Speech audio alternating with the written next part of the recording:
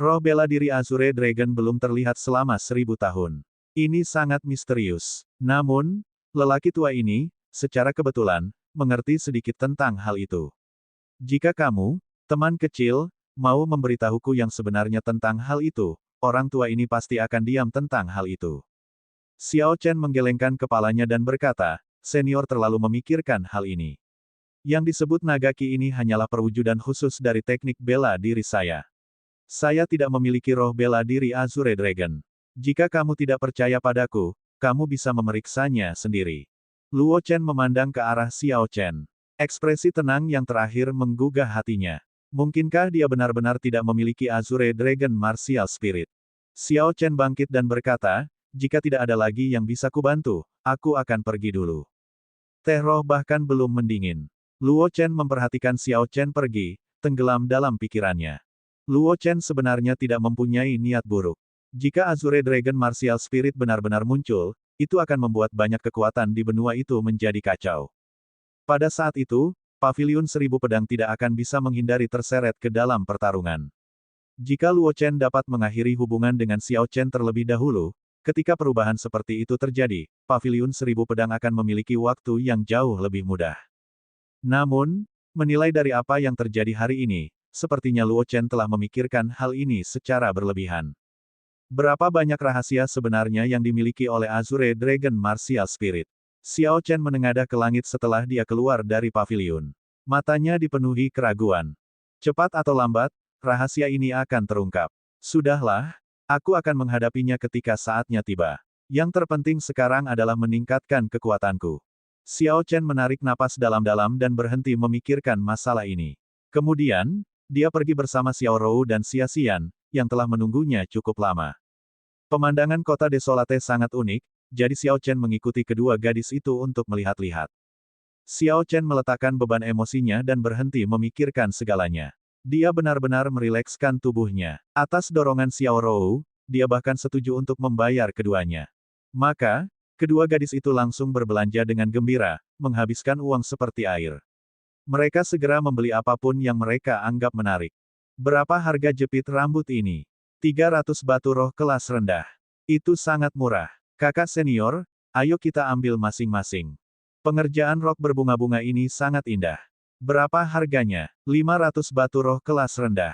Itu sangat murah. Beri aku 2 dari masing-masing 4 warna. Saat kata-kata seperti ini keluar dari mulut Xiao Rou, senyuman di wajah Xiao Chen mulai menjadi kaku. Maaf, perutku terasa sedikit tidak nyaman. Kalian berdua lanjutkan berbelanja, aku akan kembali dulu. Kalau terus begini, tidak peduli berapa banyak batu roh yang dimiliki Xiao Chen, dia pasti akan bangkrut. Dia memasang ekspresi sedih dan menemukan alasan untuk segera melarikan diri. Ketika Xia Xian melihat situasinya, dia tidak bisa menahan tawa. Dia memikirkan kembali bagaimana ekspresinya tidak berubah ketika menghadapi talenta luar biasa dari berbagai negara, dan bagaimana dia tampaknya tidak takut pada mereka. Tanpa diduga, dia sangat takut pada Xiao Rou sehingga dia harus berpura-pura sakit perut dan melarikan diri. Xiao Rou merasa curiga dan berkata, "Hei, kenapa perutmu tiba-tiba sakit? Saya masih memiliki beberapa barang yang belum saya beli." Jika Xiao Chen tidak pergi dan mendengar ini, dia akan frustrasi sampai muntah darah jika mendengar ini. Tanda hubung tanda hubung tanda hubung tanda hubung tanda hubung tanda hubung. Keesokan paginya, ketika sinar matahari pagi menyinari tanah, Xia Xian dan Xiao Chen keluar bersama dan menuju Tianwu Plaza di kota. Ketika mereka tiba di sana, banyak petani sudah berkumpul di sekitarnya. Namun karena mereka bukan kontestan, mereka tidak bisa masuk. Mereka semua melihat ke dalam dengan rasa ingin tahu. Xia Xian berhenti berjalan dan menghela nafas. Apa yang pasti terjadi, akhirnya terjadi. Mari kita bertemu lagi di Menara Desolate kuno. Xia Xian tidak dapat menjamin bahwa dia akan mendapatkan 1 dari 20 tempat. Ketika dia mengatakan ini, itu sebenarnya untuk menyemangati dirinya sendiri. Xiao Chen mengangguk dan berkata, sampai jumpa di Menara Desolate kuno. Xiao Chen ada di sini. Bahkan Xie Ziwen bukan lawannya. Jika kita menjadikan dia sebagai lawan kita, apa yang harus kita lakukan? Akui saja kekalahan, apalagi yang bisa kamu lakukan? Kami sudah tahu bahwa kami akan kalah melawan dia. Jika kami masih bertarung, kami mungkin tidak akan bisa bertarung di pertandingan berikutnya. Meski ada 20 tempat untuk menara desolate kuno, menurutku, sebenarnya hanya 19. Xiao Chen ini dijamin mendapat tempat. Di bawah patung Kaisar Tianwu, para penggarap yang datang lebih awal semuanya menghela nafas saat melihat Xiao Chen. Bagi mereka, seseorang seperti Xiao Chen yang berpartisipasi dalam pertandingan adalah sebuah tragedi. Mereka hanya bisa berdoa agar mereka tidak menganggapnya sebagai lawan. Namun Xiao Chen tidak peduli dengan orang-orang ini. Setelah dia mengucapkan semoga sukses pada Xia Xian, dia bergabung dengan kerumunan dan diam-diam menunggu Si Hailong dan yang lainnya. Dia tidak perlu menunggu terlalu lama, ketika sekelompok penggarap mengenakan jubah dengan logo Serikat Pemusnahan Surgawi tersulam di atasnya, mendarat di peron. Orang yang memimpin mereka adalah orang yang mereka lihat di hari pertama, Si Hailong. Si Hailong mengalihkan pandangannya ke 200 petani dan berkata kepada seseorang di sampingnya, pergi dan hitung jumlah orangnya. Jika kami kehilangan seseorang, kami akan menunggu selama 15 menit. Jika semua orang ada di sini, kami akan segera mulai. Orang itu segera mengikuti perintah Si Hailong. Dia mengeluarkan daftar nama dan mulai mencatat kehadiran. Setelah dia memastikan bahwa semua orang hadir, dia terbang kembali ke peron dan berkata, 276 orang telah tiba. Si Hailong mengangguk dan berkata, bagus sekali. Kita akan mulai menggambar undian putaran pertama. 4 kotak hitam sudah disiapkan di platform sejak lama. Semua kotak itu memiliki lubang bundar, hanya cukup besar untuk dimasuki oleh sebuah lengan. Di bawah arahan Persatuan Pemusnahan Surgawi, Xiao Chen mengikuti kerumunan dan melangkah maju. Dia mengeluarkan token kayu merah dari salah satu kotak kayu. Angka 18 tertulis di token kayu dengan tinta hitam. Setelah semua undian diundi, Si Hailong berkata dengan suara yang dalam, nomor 1-18, silakan naik ke arena. Mereka yang memiliki token kayu merah akan naik terlebih dahulu. Setelah itu, gantungkan token Anda di arena. Orang-orang dengan token biru kemudian harus menemukan nomor yang sesuai dan pertandingan akan dimulai. Aturannya sangat sederhana, dan lawannya ditentukan oleh keberuntungan. Xiao Chen menyetujui aturan tersebut. Di bawah aturan seperti itu, bertarung dalam 30 pertandingan dalam 2 hari memungkinkan mereka untuk menampilkan kekuatan mereka sepenuhnya. Secara kebetulan, Xiao Chen adalah nomor 18. Saat Si Hailong berbicara, dia segera melompat ke arena dan menggantungkan tokennya. Setelah beberapa saat, seorang kultivator bangsa Gritchu dengan ekspresi yang sangat tidak sedap dipandang berjalan dengan susah payah ke arena Xiao Chen. Keberuntungan saya sangat buruk. Aku akhirnya berhasil menarik monster ini ke arah lawan pertamaku, gumam orang itu. Dia melirik Xiao Chen, tetapi tidak bisa mengumpulkan semangat juang apapun. Keduanya pergi ke posisi masing-masing, membungkuk satu sama lain dan mulai bersiap untuk bertarung. Aura keduanya beradu di udara. Kultivator bangsa Gritchu melihat ekspresi tenang Xiao Chen dan memikirkan kembali rumor tentang dia. Dia telah melihat sendiri pertarungan Xiao Chen dengan Zhuo Mo dan Xie Ziwen. Jadi, semakin dia memikirkannya, semakin dia merasa bahwa dia sama sekali bukan tandingan Xiao Chen. Saat Xiao Chen bersiap untuk bergerak, dia menghela nafas tanpa daya dan berkata, ayo berhenti. Saya mengaku kalah. 200 kontestan di sini adalah talenta luar biasa dari berbagai tempat, yang telah lolos seleksi putaran pertama, semuanya bangga dan sombong. Dengan kata lain, membuat mereka mengakui kekalahan bahkan sebelum mereka bertarung sangatlah sulit. Mereka akan sangat ragu dan merasa tidak enak karena tidak melakukan perlawanan. Namun, melawan seseorang sekuat Xiao Chen, mereka tidak memiliki kepercayaan diri untuk bertarung. Mereka takut melukai esens mereka dan menambah beban pada diri mereka sendiri, yang akan menjadi kerugian besar di pertandingan berikutnya. Oleh karena itu, demi kepentingan terbaik mereka, mereka harus mengakui kekalahan tanpa daya. Lagi pula, mendapatkan tempat di Menara Desolate kuno lebih penting. Mereka harus menurunkan harga diri dan menghindari posisi yang tidak menguntungkan untuk pertandingan berikutnya. Xiao Chen tanpa daya menggelengkan kepalanya dan meninggalkan arena. Dia tidak menyetujui lawannya menyerah pada pertandingan. Jika itu adalah Xiao Chen, tidak peduli seberapa kuat lawannya, dia setidaknya akan mencobanya. Jika dia berlari ketakutan dan tidak melawan, itu akan berdampak besar pada ketajaman hatinya. Jika ini terus berlanjut dalam jangka waktu lama, ketajaman ini akan hilang sama sekali. Hal ini dapat menyebabkan tidak dapat meningkatkan kultivasi atau kecakapan tempur seseorang di masa depan. Para penggarap tidak takut kalah, mereka takut kehilangan ketajaman hati mereka. Pengundian putaran pertama berakhir dan putaran kedua dimulai. Namun, hal itu mengecewakan Xiao Chen sekali lagi, lawannya menyerah tanpa perlawanan lagi. Hal ini berlanjut hingga ronde kelima ketika Xiao Chen akhirnya berhasil menarik seseorang yang bersedia melawannya. Orang ini tidak lain adalah Jiang Zimo dari Istana Myriad Vien. Dia memandang Xiao Chen dan berkata, "Sungguh sial, aku akhirnya menggambarmu. Mari kita bertarung sampai kemenangan jelas, tidak perlu merusak persahabatan kita karena hal ini." Xiao Chen tersenyum tipis dan berkata, "Inilah yang kuharapkan. Tolong, lakukan gerakanmu." Jiang Zimo mengangguk dan berkata, "Maaf atas pelanggarannya." Hu Qi. Jiang Zimo mendorong tanah dan mengirimkan angin palem yang kencang ke Xiao Chen. Xiao Chen tahu bahwa teknik budidaya miliknya sangat aneh dan dia akan menyerang dengan kekuatan penuh sejak awal. Jika Xiao Chen menahan terlalu banyak dan memberinya momentum, akan sulit untuk pulih dari itu. Karena itu, dia menggambar Lunar Shadow Sabre dengan kecepatan kilat. Bang! Angin palem yang melonjak berbenturan dengan pedang Qi. Kekuatan mereka meledak, mengirimkan gelombang kejut yang mengerikan ke sekeliling. Jiang Zimo mengirimkan 3 serangan telapak tangan, menggunakan kekuatan penuhnya. Dia menghancurkan semua pedang Qi Xiao Chen dan bahkan hendak menghubunginya. Ketika seseorang yang menggunakan teknik tangan kosong melawan seorang ahli pedang, mereka akan dirugikan. Panjang senjata memberikan keuntungan tertentu bagi penggunanya. Namun, ketika master pertarungan jarak dekat mendekat, senjatanya menjadi tidak berguna dan keuntungan berpindah ke pihak lain. Xiao Chen secara alami memahami prinsip ini. Dia terus bergerak dan mengacungkan pedangnya terus-menerus. Dia mengeksekusi segala macam teknik bela diri untuk mencegah lawannya mendekat. Kedua sosok itu bergerak cepat mengelilingi arena. Mereka berdua mengeksekusi teknik gerakan yang sangat indah, dan tidak lama kemudian mereka bertukar lusinan gerakan. Mereka sangat berhati-hati saat menyerang dan mundur. Pertandingan perlahan memasuki jalan buntu. Hanya Jiang Zimo yang berani tidak mengaku kalah saat menghadapi Xiao Chen. Memikirkannya saja membuatku merasa kesal. Setelah menjelajahi dunia selama lebih dari 1 dekade, saya tidak pernah mengaku kalah dari seseorang dari generasi yang sama.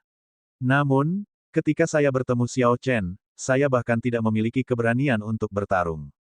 Saya juga sama. Saat saya melihatnya, saya memikirkan pertarungannya dengan Xie Ziwen. Anda semua tahu betapa kuatnya Xie Ziwen. Pada akhirnya, Xiao Chen tetap mengalahkannya. Beraninya aku melawannya. Berdoalah saja agar kamu tidak menjadikan Xiao Chen sebagai lawan. Bahkan jika saya menarik Zuo Mo, saya hanya akan mengambil inisiatif dan mengakui kekalahan. Kerumunan menyaksikan pertarungan Xiao Chen dan Jiang Zimo. Mereka kagum dengan kekuatan Xiao Chen dan sangat menghormati keberanian Jiang Zimo. Jiang Zimo jelas tahu bahwa dia tidak memiliki banyak harapan, tapi dia tetap berjuang. Jadi, ketika para penonton memikirkan diri mereka sendiri dan seberapa jauh jarak mereka darinya, mereka hanya bisa menghela nafas tanpa daya. Pertarungan berlanjut selama sekitar 1 jam. Xiao Chen perlahan-lahan menemukan beberapa masalah, dia sepertinya menyukai metode bertarung Jiang Zimo. Sejak awal, Xiao Chen bertarung dengan kekuatan penuh. Meskipun dia memiliki banyak esensi, dia tidak memiliki teknik budidaya Jiang Zimo yang aneh, dia tidak akan bisa bertahan selama Jiang Zimo bisa. Jika ini terus berlanjut, orang yang tertawa terakhir adalah Jiang Zimo. Xiao Chen dengan cepat bereaksi, jadi dia dengan cepat mulai mencari tindakan balasan. Setelah beberapa lusin pertukaran, Xiao Chen membuat keputusan dan bertaruh. Dia menggunakan cahaya busur untuk memaksa lawannya mundur. Kemudian, dia menancapkan pedangnya ke tanah. Dia mengedarkan vital Qi-nya ke lengan kirinya, dan cahaya biru mulai berkumpul di sekitarnya. Lalu, dia dengan cepat berlari ke depan. Ci.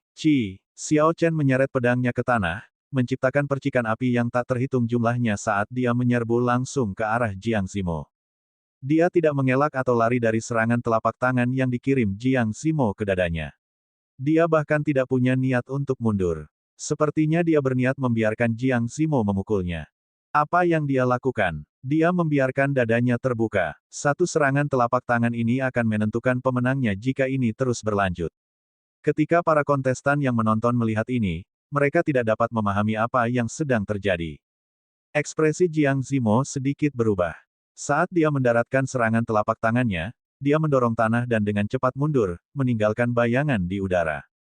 Dia terus mundur hingga mencapai tepi arena. Di sana, dia menyebarkan teknik bela diri dan tersenyum pahit, kamu menang, aku mengaku kalah. Apa yang terjadi? Setelah Jiang Zimo mendaratkan serangan telapak tangan itu, dialah yang seharusnya menang. Kenapa dia mengaku kalah tanpa alasan? Saya tidak mengerti apa yang sedang terjadi. Saya juga tidak mengerti apa yang sedang terjadi. Bisakah seseorang menjelaskannya? Bagaimana Xiao Chen akhirnya menang? Ini terlalu aneh. Ketika orang-orang di bawah melihat Jiang Zimo menyerah, mereka tidak dapat memahami apa yang terjadi bahkan setelah memikirkannya dalam waktu lama. Di peron, Si Hailong mengangguk dengan senyum penuh pengertian di wajahnya. Orang-orang tua di sampingnya juga mengangguk. Ada beberapa hal yang tidak dapat dilihat sebelum seseorang mencapai ranah kultivasi tertentu.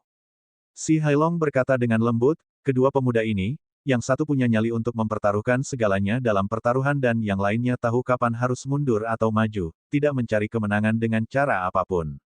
Ini mungkin yang membuat mereka menonjol dari sekian banyak orang jenius. Seorang lelaki tua di sampingnya mengangguk dan berkata, dalam hal teknik, mereka hampir setara. Teknik pedang Xiao Chen dan teknik telapak tangan Jiang Zimo tidak mampu saling mengalahkan. Untuk meraih kemenangan, mereka hanya bisa mengandalkan hal lain selain teknik. Mereka harus menggunakan otak dan kelebihan unik mereka untuk memenangkan pertarungan. Orang lain melanjutkan, keistimewaan Jiang Zimo adalah kecakapan tempurnya yang bertahan lama. Karena itu dia perlu menunda pertarungan. Saat esens lawannya mengering, dia bisa menggunakan jurus kuat untuk mengamankan kemenangan. Keistimewaan Xiao Chen adalah tubuh fisiknya yang kuat dan esens eksplosifnya yang kuat. Namun, jika dia terus bertarung, dia akan menghabiskan terlalu banyak esens. Oleh karena itu, dia harus mengambil situasi di mana kedua belah pihak terluka, memaksa mereka untuk menentukan kemenangan dalam satu gerakan. Bahkan jika dia terluka parah, itu tidak masalah. Si Hailong tertawa lembut dan berkata, mereka berdua berbakat. Saya sangat menantikan untuk mengetahui seberapa jauh mereka bisa mendaki Menara Desolate kuno. Mungkin kita akan tercengang melihat mereka. Kerumunan di bawah tercengang ketika para ahli martial monark di platform menjelaskan pertempuran yang tampaknya sederhana. Mereka tidak menyangka gerakan yang tampak biasa itu memiliki begitu banyak makna di baliknya. Mereka semua merasa tercerahkan dan berpikir keras. Xiao Chen menyebarkan Azure Dragon Key di tangan kirinya. Dia melihat ke arah Jiang Zimo yang mundur dan berkata, sebenarnya, kamu juga bisa bertaruh. Setelah terluka parah, tubuh saya menjadi lemah. Anda mungkin bisa mengalahkan saya. Jiang Zimo menggelengkan kepalanya dan tersenyum, kamu tidak harus terlalu rendah hati. Tanpa rasa percaya diri sebesar 70%, saya tidak akan bertaruh. Anda memenangkan babak ini. Mari kita lihat siapa yang bisa naik lebih tinggi di Menara Desolate kuno. Orang jenius pada dasarnya percaya diri. Meskipun Jiang Zimo telah dikalahkan di sini, dia yakin bahwa dia akan mendapatkan 1 dari 20 tempat. Xiao Chen mengangguk dan berkata, kalau begitu, sampai jumpa di Menara Desolate kuno. Pertarungan di arena berlanjut. Xiao Chen merasa tidak berdaya. Selain Jiang Zimo, lawan berikut menyerah saat mereka naik ke arena.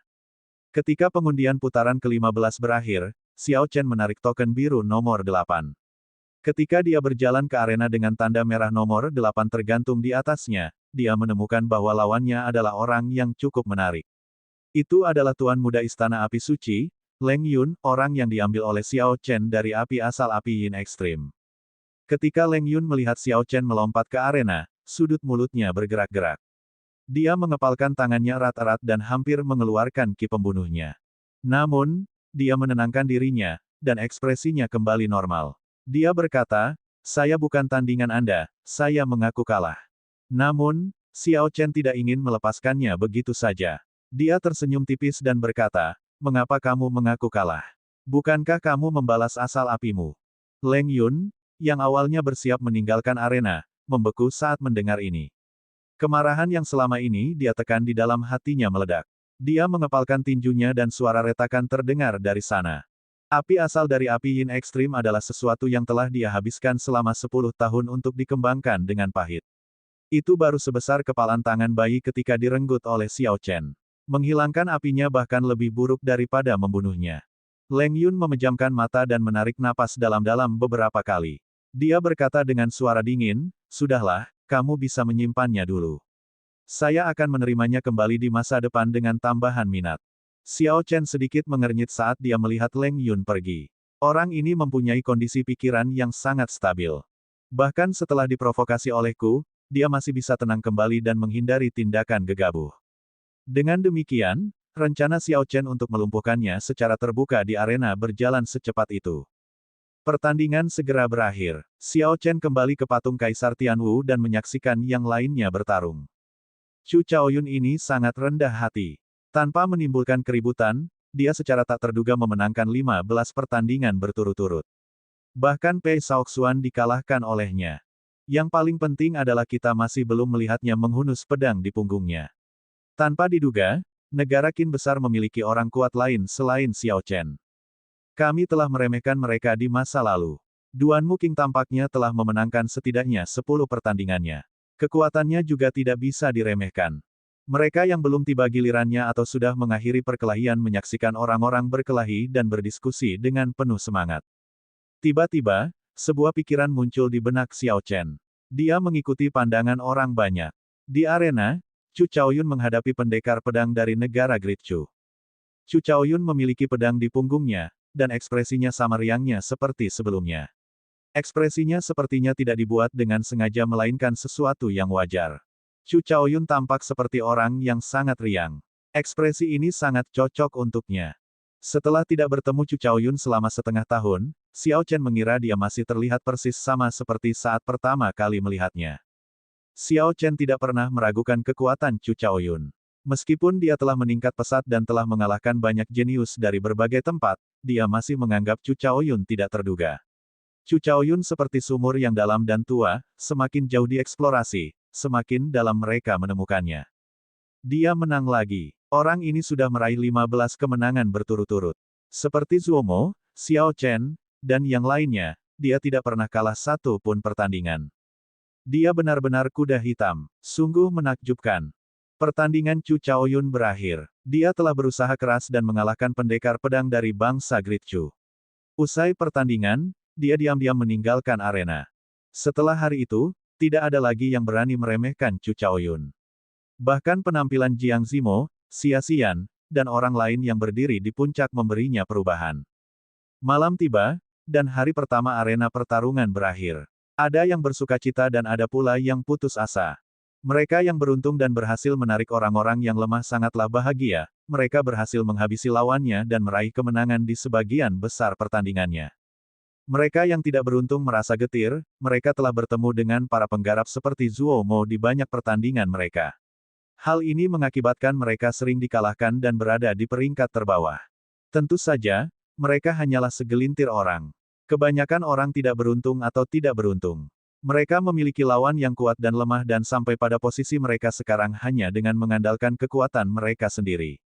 Si Hailong berdiri di peron dan berteriak, "Jangan pergi. Kami akan bermalam di sini.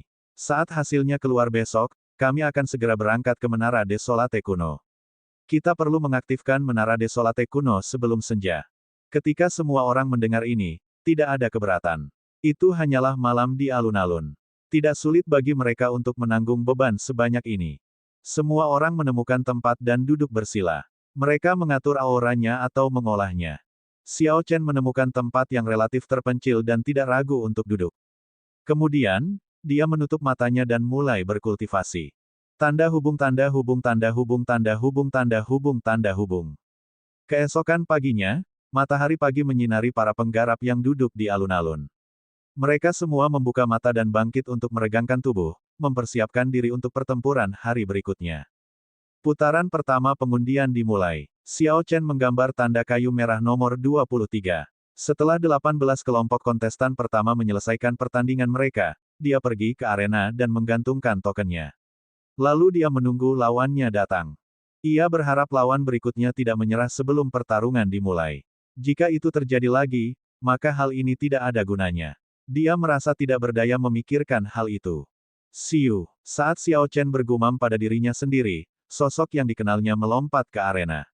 Orang itu memandang Xiao Chen dengan acuh tak acuh dan berkata, "Saya sangat tidak beruntung.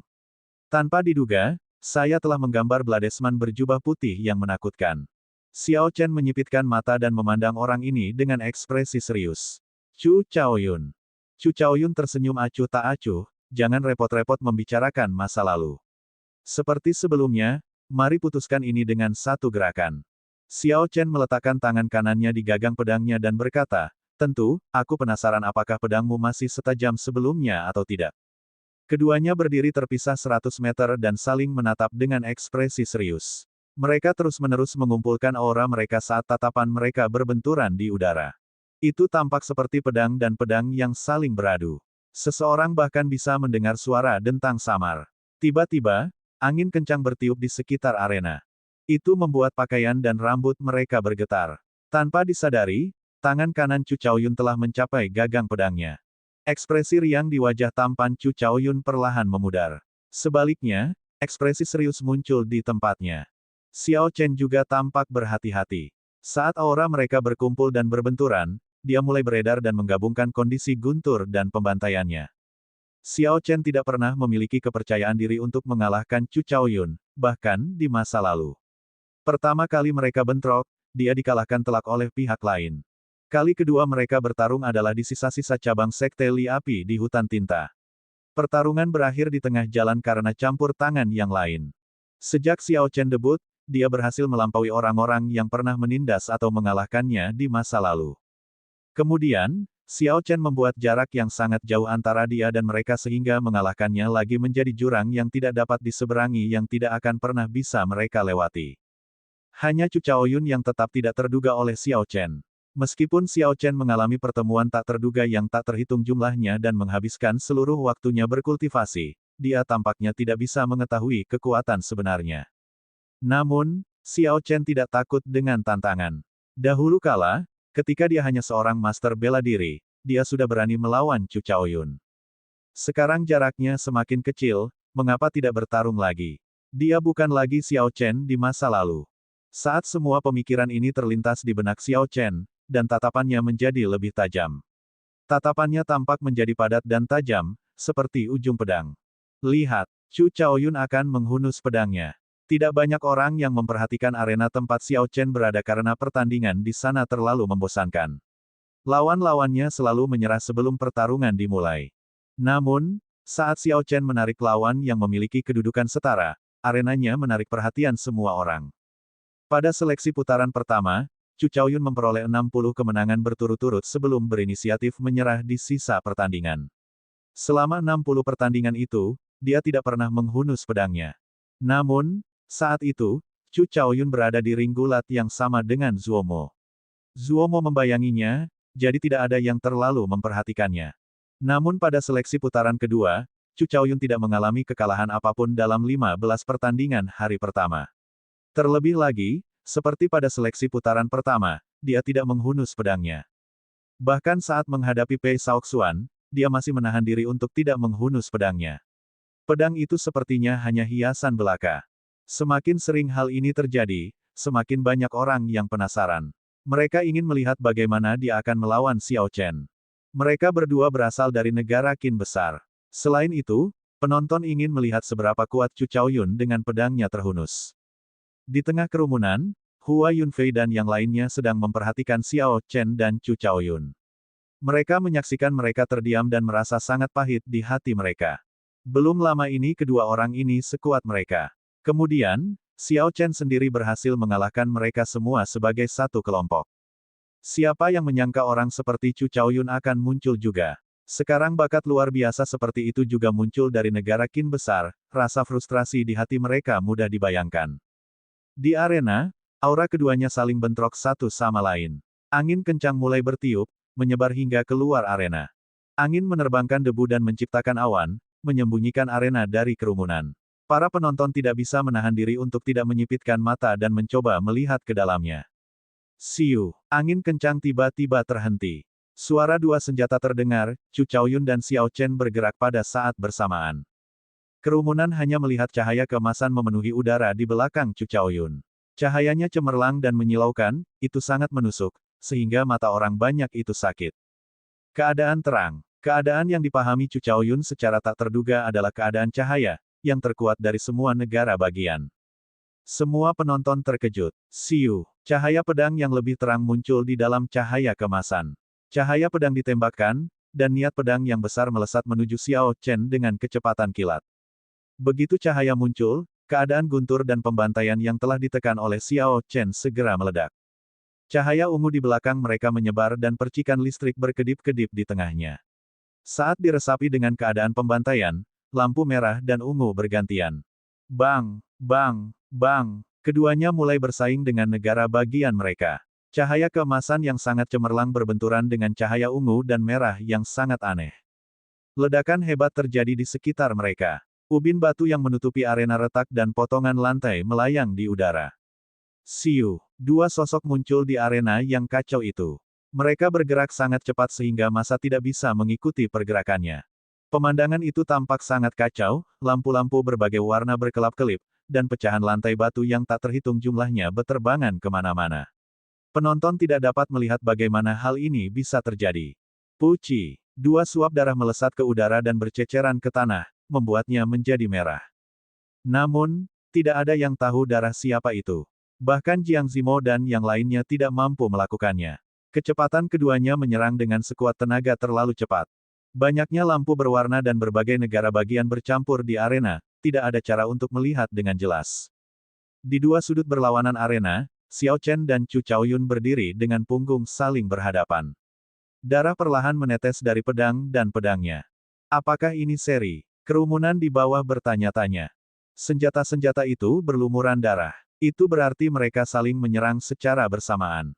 Dua suap darah sepertinya juga berasal dari keduanya. Terlalu cepat, saya tidak bisa melihatnya dengan jelas. Di luar dugaan, mereka berhasil berakhir imbang.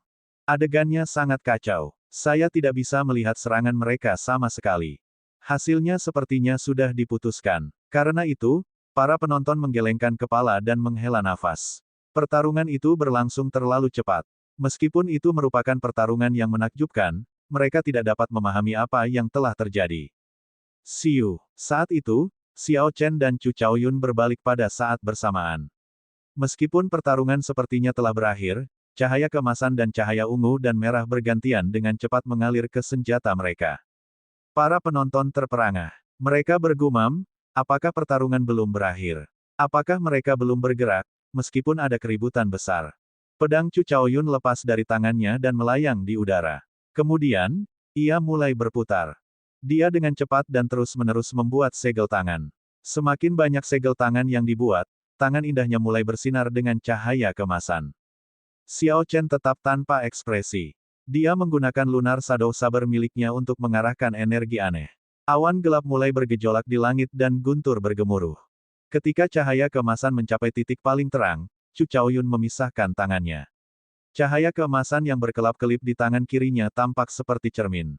Dia kemudian memindahkan cahaya di sekitar pedangnya, membentuk lingkaran. Saat tangan Chu Chaoyun bergerak, cahaya pedang emas muncul. Ketika lingkaran itu selesai, lingkaran cahaya pedang muncul di sekitar pedang. Permainan pedang pembalik darah yang memadamkan kehidupan. Teriak Chu Chaoyun. Saat lingkaran cahaya pedang terbentuk, dia meraih pedang yang berputar itu dengan tangan kanannya dan menghantam tanah dengan pedang itu. Pedang itu langsung berubah menjadi cahaya keemasan dan membawa aura pemusnahan terbang langsung ke arah Xiao Chen. Jejaknya tidak pudar. Sebaliknya, itu membentuk seberkas cahaya yang panjang dan tipis. Xiao Chen menunjuk ke langit dengan pedangnya. Jurus terkuatnya, Wukui Moves Heaven, terbentuk seketika. Ledakan, ledakan, ledakan. Langit berguncang dan pohon wukui ilahi berwarna merah tua yang membawa kekuatan guntur tertinggi turun. Sambaran petir merah yang tak terhitung jumlahnya muncul di tengah-tengah awan. Wukui Moves Heaven ini telah diresapi dengan kondisi pembantaian. Selain sangat tirani, juga terkesan sangat aneh. Bang! Pohon wukui merah tua mendarat di hadapan Xiao Chen. Dia melambaikan tangannya dan pohon dewa itu menabrak berkas cahaya kemasan. Bisa. Pedang pancaran cahaya keemasan dan pohon wukui dewa merah menyala satu sama lain di arena. Suara berderak bergema dan pedang itu menembus pohon dewa, meninggalkan lubang di batangnya. Retakan memanjang dari lubang dan menutupi pohon wukui dewa. Tampaknya akan runtuh. Pedang yang memancarkan cahaya keemasan juga tidak rusak. Cahaya awalnya cemerlang dan menyilaukan menjadi lebih redup. Namun, kecepatan keduanya tidak berubah, hanya kekuatan mereka yang berkurang setengahnya. Sial, bang! Dua suara intens terdengar. Chu Chaoyun menabrak pohon dewa yang terbang ke arahnya dengan kedua telapak tangannya. Keadaan guntur dan pembantaian meledak. Mereka berubah menjadi gelombang kejut merah yang luar biasa menuju Chu Chaoyun. Di sisi lain, pedang yang sudah redup tiba di depan Xiao Chen, tepat saat Chu Chaoyun bentrok dengan pohon Wukui Dewa. Xiao Chen menyesuaikan posisinya dan mengangkat pedangnya. Ketika dia memblokir ujung pedangnya, energi yang melonjak keluar darinya. Ledakan. Keduanya menginjak udara, mereka berdua terlempar keluar arena oleh teknik bela diri lawannya dan mendarat di tanah.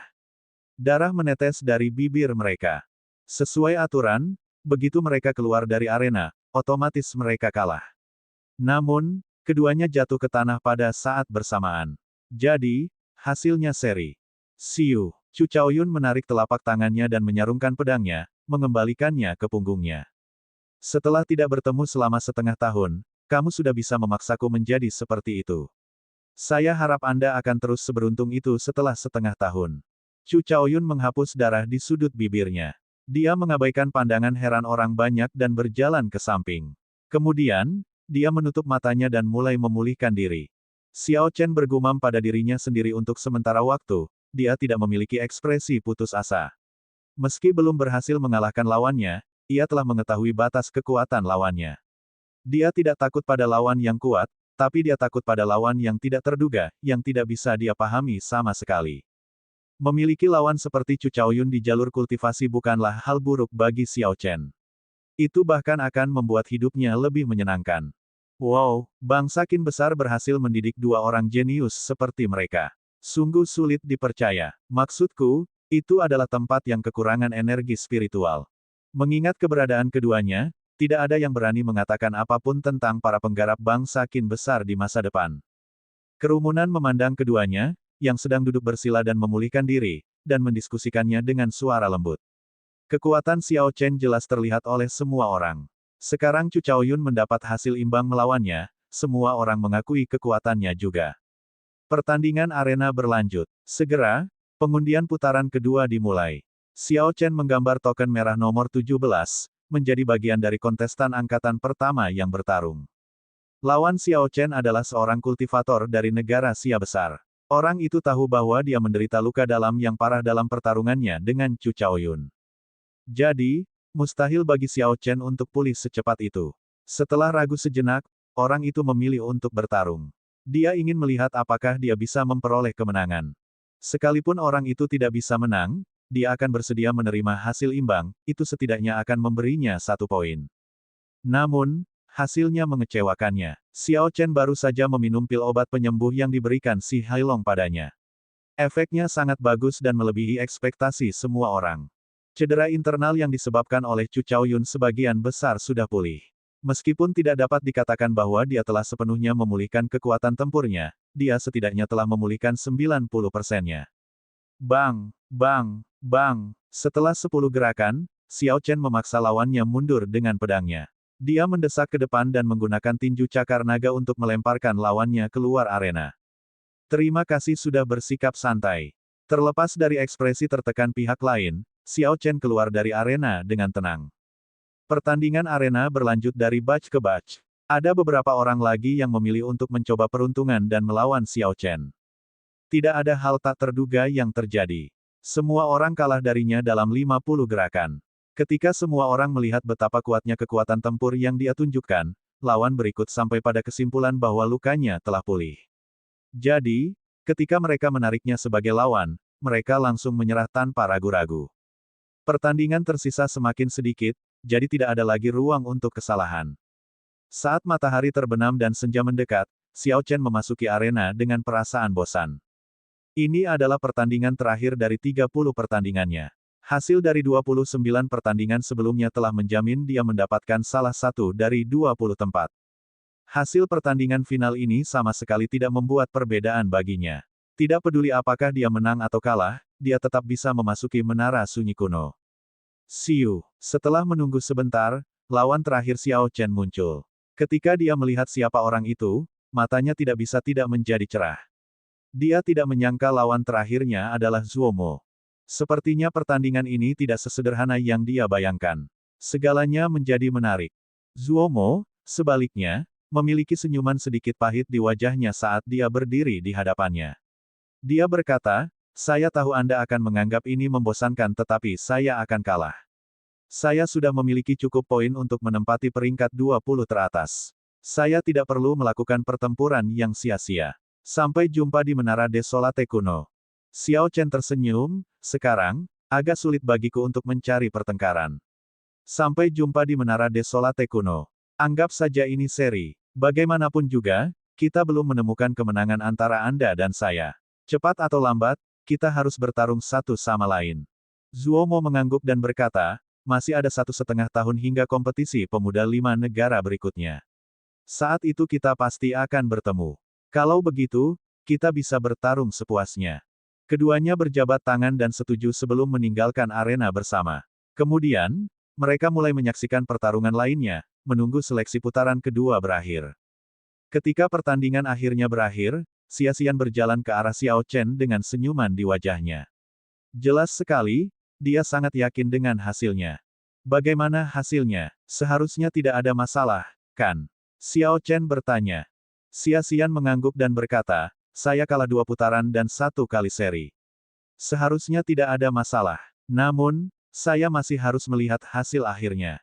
Setelah itu, pertandingan final di arena pun berakhir. Semua kontestan dengan cemas menunggu untuk mengantisipasi. Persatuan Pemusnahan Surgawi memiliki seseorang yang secara khusus melacak hasil para kontestan. Selain itu, mereka juga mengundang para pemimpin dari berbagai kekuatan untuk memantau pertarungan tersebut. Dengan demikian, mereka dapat menjamin keadilan mutlak dari hasil akhir. Hasilnya dengan cepat ditabulasikan. Setelah Si Hailong dan yang lainnya melihatnya, mereka menginstruksikan seseorang untuk mulai membacanya. Hasilnya sudah keluar. Yang pertama adalah Chu Chaoyun. Dalam 30 pertandingannya, ia mencatatkan 1 hasil imbang dan sisanya menang, dengan total 59 poin. Yang kedua adalah Xiao Chen. Dia memiliki 2 hasil imbang dan kemenangan sisanya. Dia memiliki total 58 poin. Yang ketiga adalah Ding Fengchou. Dia mencatatkan 3 kali seri dan kemenangan sisanya, dengan total 57 poin. Yang keempat adalah Jiang Zimo. Tidak ada hal tak terduga yang terjadi. Selain Chu Chaoyun, atasan lainnya adalah orang-orang yang berdiri di puncak pertemuan sebelumnya, Jiang Zimo, musinya, Zuomo, Chumu, Ding Fengchou, Xia Xian, dan yang lainnya. Saat ini, semua orang masih memiliki ekspresi tenang. Setelah 10 nama teratas dibacakan dan semua jenius teratas mendapat tempat, sisanya mulai merasa gugup. Sekarang giliran mereka. Padahal, bagi penonton lainnya, 20 tempat itu hanya 10 tempat. Hanya itu yang bisa mereka perebutkan, mengingat kekuatan para jenius terbaik. Ketika lelaki tua itu selesai membacakan daftarnya, Si Hailong berkata dengan ekspresi serius, mereka yang namanya belum dibacakan, mundurlah. Mereka yang telah dipanggil, silakan melangkah maju. Bakat-bakat luar biasa yang tidak mendapatkan tempat semuanya terlihat sangat kecewa di wajah mereka. Mereka menghela nafas dan melangkah mundur. Mereka memandang dengan iri pada Xiao Chen dan yang lainnya yang telah melangkah maju dan memiliki pandangan yang sangat tidak puas di mata mereka. Mereka tahu bahwa tindakan mereka yang melangkah maju atau mundur berarti jarak antara mereka dan orang-orang ini akan menjadi sesuatu yang tidak akan pernah bisa mereka kejar. Si Hailong mengalihkan pandangannya ke kerumunan. Kemudian dia menjentikkan jarinya dan sebuah liontin giok dengan tulisan jimat misterius jatuh ke tangan 20 teratas. Kamu tidak akan bisa memasuki Menara Desolate kuno tanpa liontin giok ini. Saya sudah memberi Anda kesempatan. Sejauh mana Anda bisa melangkah, itu tergantung pada diri Anda sendiri, kata Si Hailong tanpa ekspresi dengan suara yang dalam. Buka menaranya. Si Hailong memerintahkan, dan 4 lelaki tua di belakangnya pergi ke depan patung Kaisar Tianwu dan membuat segel tangan. Esensi murni datang dari keempat lelaki tua itu dan perlahan-lahan dimasukkan ke dalam patung itu. Patung Kaisar Tianwu mulai bersinar dengan cahaya keemasan dari bawah ke atas.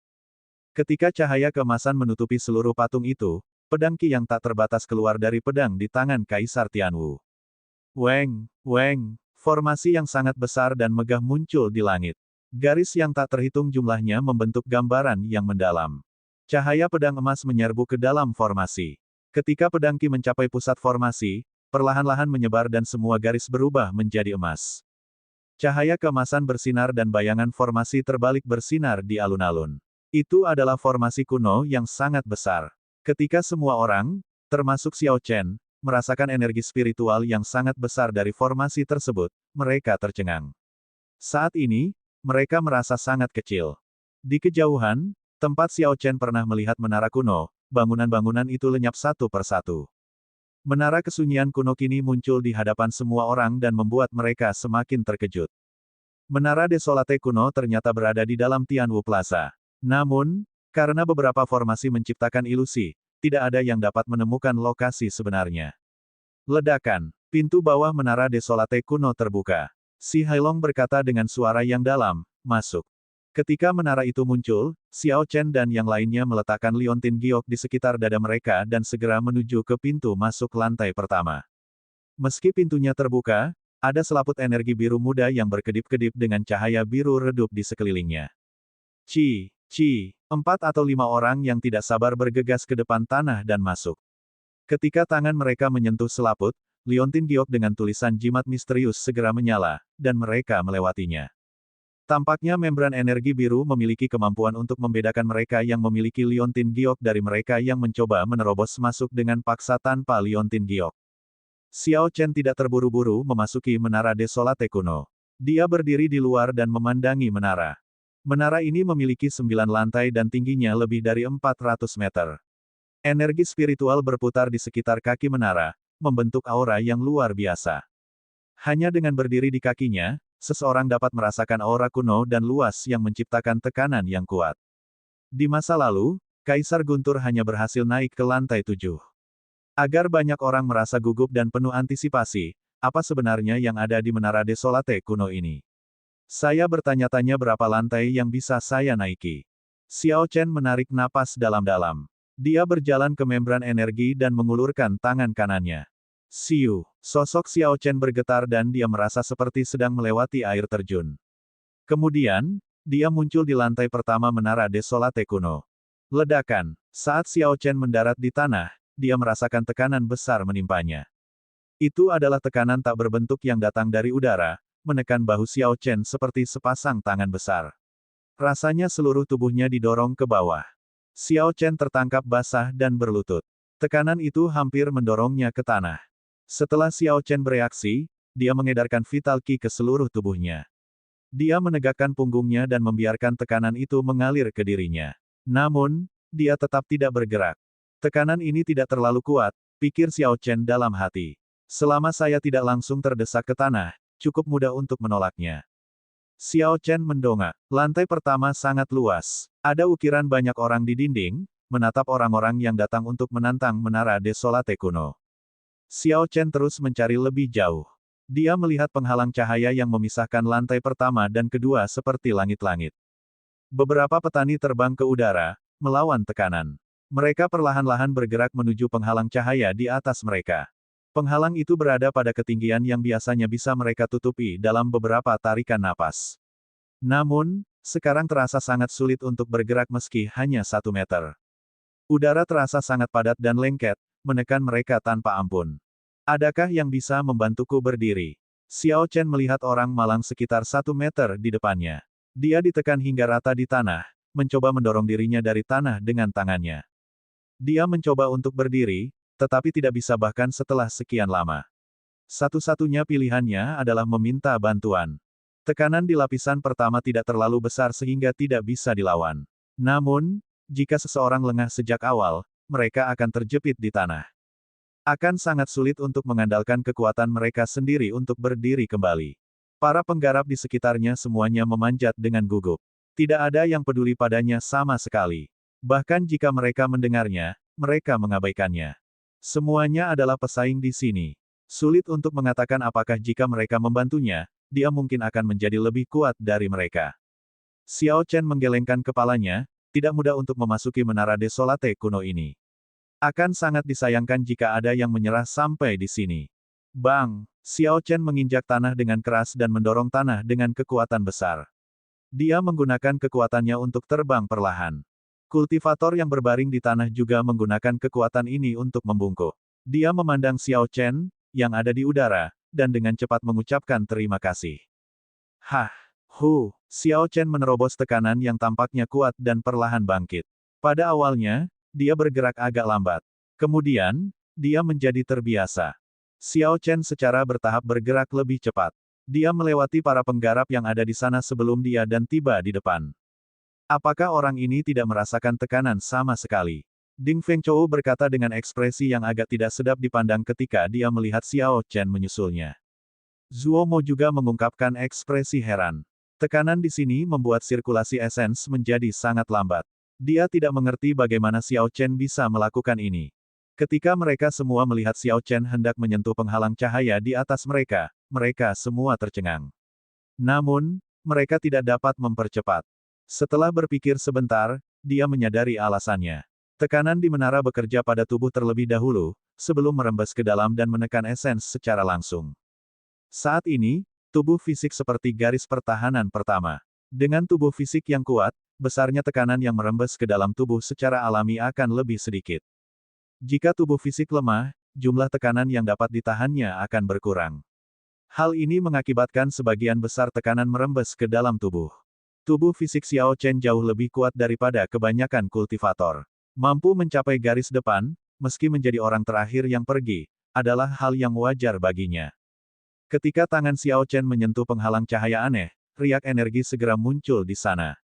Dalam sekejap, semua tekanan lenyap. Xiao Chen merasa sangat santai saat dia perlahan melewati penghalang. Siu. Setelah 5 menit, Xiao Chen berhenti. Kemudian, dia mendarat dengan kokoh di tanah. Ketika matanya terbuka, dia merasakan esensinya menjadi lebih luas dan murni dari sebelumnya. Xiao Chen menutup matanya lagi dan menenggelamkan kesadarannya ke pusaran air Qi ungu. Dia menemukan bahwa tetesan esens Qi ungu dengan cepat menetes dari pusaran Qi. Kecepatan ini jauh lebih cepat dari budidaya biasanya. Ini sangat mengejutkan Xiao Chen. Dia bahkan menunjukkan tanda-tanda terobosan. Anehnya, saya tidak berkultivasi sama sekali dan tidak menyerap energi spiritual apapun. Bagaimana cairan esens ungu itu muncul? Mungkinkah karena penghalang cahaya? Xiao Chen menebak. Xiao Chen tidak bisa memikirkan penjelasan lain selain alasan ini. Siu. Cairan esensi berhenti menetes setelah 5 detik. Xiao Chen membuka matanya dan berhenti memikirkannya. Bagaimanapun, ini adalah hal yang baik dan tidak memiliki efek samping apapun. Xiao Chen bermaksud melihat apa yang terjadi dengan lantai ini. Tanda hubung tanda hubung tanda hubung. Di luar menara, Si Hailong dan eselon atas lainnya dari Persatuan Pemusnahan Surgawi menunggu di lantai patung Kaisar Tianwu. Mereka memandang menara desolate kuno dengan gugup.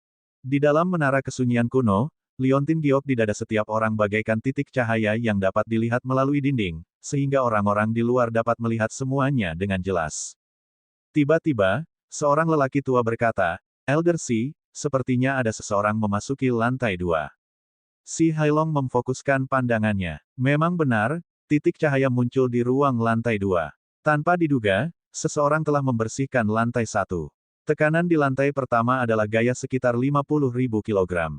Aku ingin tahu siapa orang itu. Di masa lalu, Kaisar Guntur bahkan tidak berhasil bergerak secepat ini.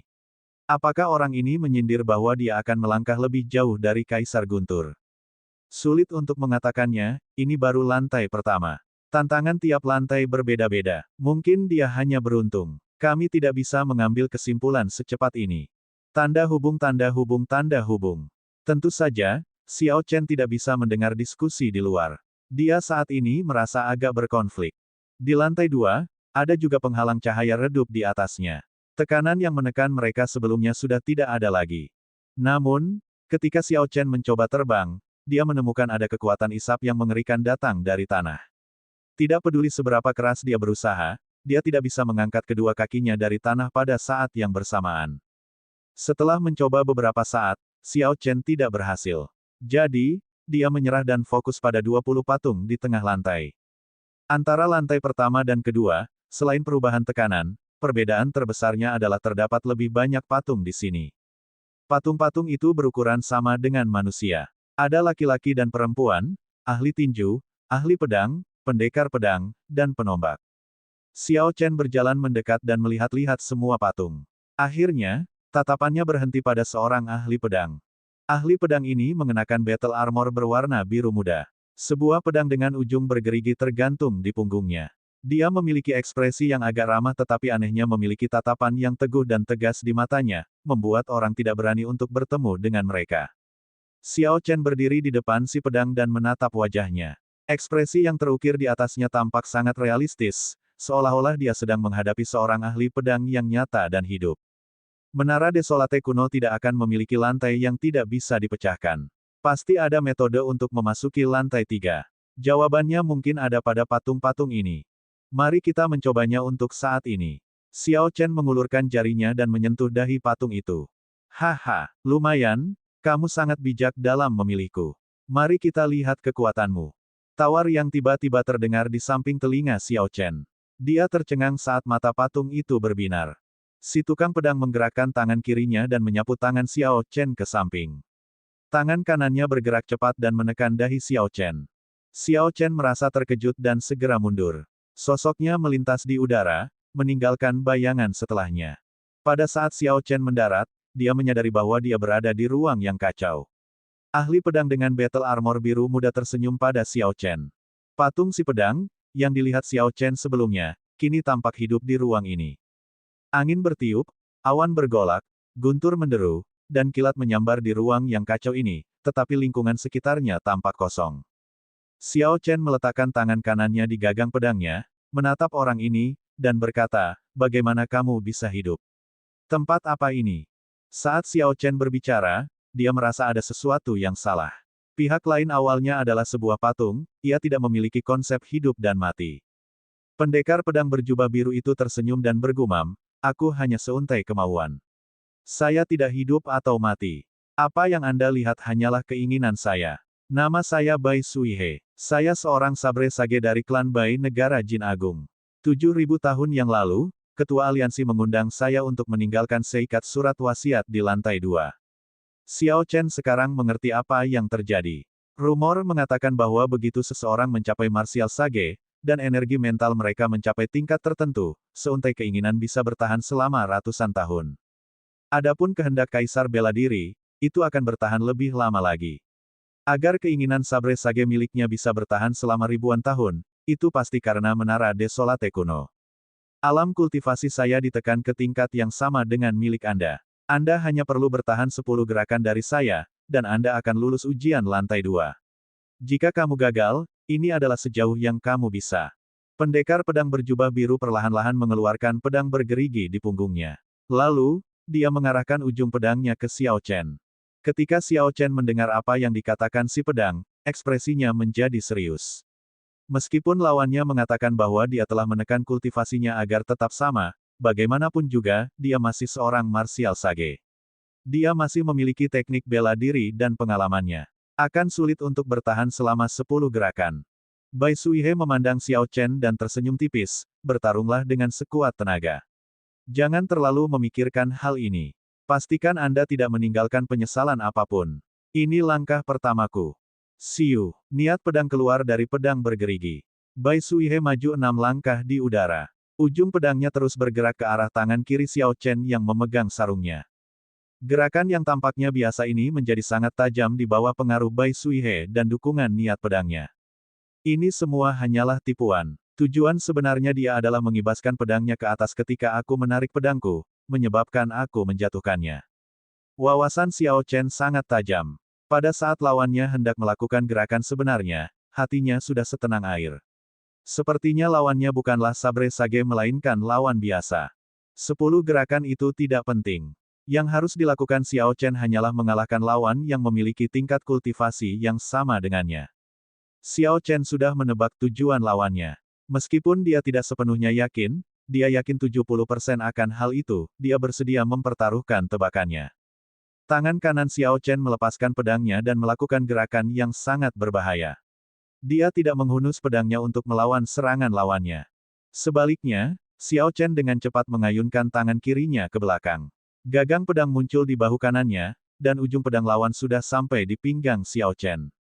Xiao Chen tidak mengelak. Yang harus dilakukan lawannya hanyalah menggerakkan pedangnya ke kanan, dan dia akan dapat menyebabkan cedera parah di pinggang Xiao Chen. Situasinya sangat mengerikan. Namun, Xiao Chen memiliki ekspresi yang sangat tenang. Saat percikan api beterbangan, dia menggenggam gagang pedang di bahu kanannya. Xiao Chen menggambar Lunar Shadow Sabre dengan kecepatan kilat. Dia mengeksekusi Drawing the Sabre dan memindahkan pedangnya dari atas ke bawah. Pedang itu berubah menjadi naga banjir listrik yang ganas, menusuk ke arah wajah Bai Suihe. Jika pihak lain ingin melukai Xiao Chen dengan parah, dia akan terbelah dua oleh serangan ini. Menukar cedera berat dengan kematiannya tidak masuk akal. Mundur. Bai Suihe sangat tegas. Saat dia berpikir untuk mundur, tubuhnya sudah mundur 10 meter. Hal ini mengakibatkan serangan ganas Xiao Chen hanya menyerang udara. Listriknya menyebar dan berubah menjadi lampu listrik yang menerangi tempat itu. Reaksi yang sangat cepat. Xiao Chen merasa kaget. Sesuai ekspektasinya, meski lawan mundur dia tidak akan bisa keluar dari jangkauan serangan ini. Setelah itu, dia akan mengambil inisiatif menyerang, menghujani banyak serangan. Namun, rasanya Bai Suihe bahkan tidak perlu berpikir untuk mundur. Tubuhnya membuat reaksi yang tepat dalam sekejap. Ini adalah semacam memori otot. Hanya setelah mengalami hal ini ribuan kali, menjalani puluhan ribu pertempuran, barulah seseorang dapat mencapai hal ini. Bai Suihe memandang Xiao Chen, bibirnya melengkung sebagai penghargaan. Dia berkata, "Tidak buruk. Wawasan Anda luar biasa. Anda berani dan ambisius. Anda dapat menentukan tujuan saya dan dengan berani mempertaruhkannya. Anda bahkan memiliki pemikiran ingin mengalahkan saya. Mengingat usiamu, sulit bagimu untuk mencapai prestasi ini. Namun, teknik sabar Anda tidak akan mudah menghubungi saya. Fokus pada cara memblokir 10 gerakan dariku terlebih dahulu." Mata air tahan lama, menjadi hangat lalu dingin.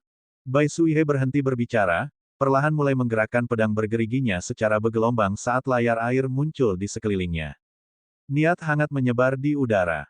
Bai Suihe, yang berada di dalam layar air, dengan cepat menuju Xiao Chen. Es musim dingin telah mencair membentuk air musim semi, sangat jelas hingga bagian bawahnya terlihat. Namun, meski airnya terlihat hangat, namun tetap saja dingin. Itu adalah situasi tidak nyaman karena menjadi hangat namun tetap dingin. Teknik pedang Bai Suihe menunjukkan kondisi ekstrim seperti itu.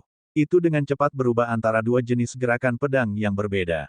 Baik hangat maupun dingin memiliki cara berbeda untuk menghadapinya. Itu seperti tinju cakar naga milik Xiao Chen.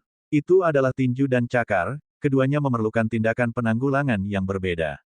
Namun, teknik Bai Suihe berada pada level yang lebih tinggi. Teknik Xiao Chen fokus pada bentuk, tapi Bai Suihe fokus pada keadaan. Lebih sulit lagi untuk menghadapinya. Jika Xiao Chen membuat kesalahan dalam penilaian dan bergerak secara membabi buta, dia akan terkena pukulan dan segera dikalahkan.